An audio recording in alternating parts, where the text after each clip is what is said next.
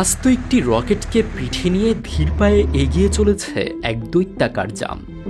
২৫০টি যাত্রী বোঝাই বাসের সমান ওজনের বিশাল দেহটি যখন ট্যাঙ্কারের মতো চেইনের ওপর ভর করে এগোয়, তখন মাত্র ১ কিলোমিটার পথেই এটি গিলে খায় ৩০০ লিটার ডিজেল।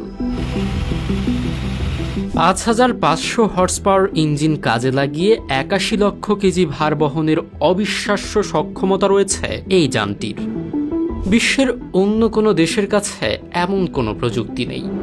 ১৯৬৫ সালে নির্মিত, বর্তমান বাজার মূল্য প্রায় ১৫০০ কোটি টাকা দামের এই দানবীয় যানের একমাত্র কাজ মহাকাশ জয়ের উদ্দেশ্যে তৈরি হওয়া ভারী রকেটগুলোকে অ্যাসেম্বলি বিল্ডিং থেকে লঞ্চ প্যাডে আনা নেওয়া করা।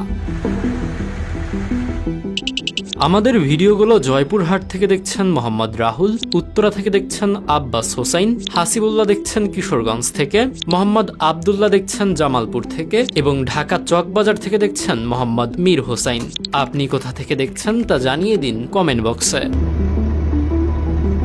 নাসার ফ্লোরিডা সেন্টারে গুরুদায়িত্ব পালন করছে এমন দুটি ক্রুলার ট্রান্সপোর্টার। ১৩১ ফুট লম্বা যানগুলো ঘন্টায় মাত্র ১.৬ কিলোমিটার বেগে সন্তর্পণে চলে। এর বিশেষ হাইড্রোলিক সিস্টেম ৫% ঢালু পথেও রকেটকে ০.১৬ ডিগ্রির বেশি বাঁকতে দেয় না। ঐতিহাসিক অ্যাপোলো মিশন ও ১৩৫টি স্পেস শাটল পরিবহনের পর বর্তমানে আর্টেমিস ২ রকেটকে লঞ্চ প্যাডে পৌঁছে দেওয়ার নেপথ্যের মূল কারিগর এই অদ্বিতীয় যানটি।